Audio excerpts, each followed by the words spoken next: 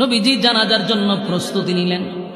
যেই মাত্র জানাজার জন্য প্রস্তুতি নিলেন, নবী তাকায়া দেখে মুআবিয়া ইবনে মুআবিয়ার লাশ নবীর সামনে দেখা যায়। আল্লাহর নবী জানাজা পড়াইল।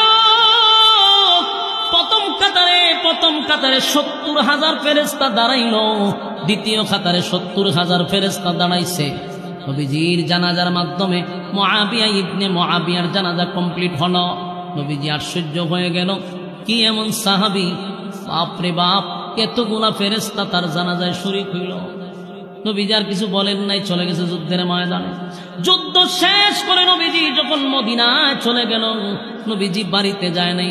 সর্বপ্রথম মুআবিয়া ইবনে মুআবিয়ার বাড়িতে নবী গিয়া ঢুকলেন, আত্মীয় স্বজনদেরকে ডাকাইলেন।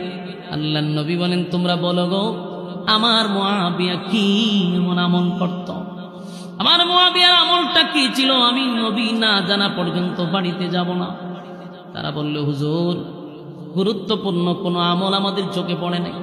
একটা আমল তার মুখে দেখতাম, মুআবিয়া ইবনে মুআবিয়া অবসর থাকলে, যখন যেই সময় অবসর থাকত, ঘুমানোর আগে, ব্যবসা করতে গেলে, রাস্তা দিয়ে হাঁটলে, অনর্থক বৈশা থাকলে, মুআবিয়া ইবনে মুআবিয়া তার জবান দিয়া পড়তো, কুল হুয়াল্লাহু আহাদ আল্লাহুস সামাদ লাম ইয়ালিদ ওয়া লাম ইউলাদ ওয়া লাম ইয়াকুল লাহু কুফুয়ান আহাদ।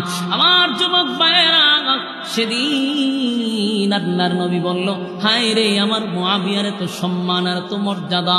এই সূরা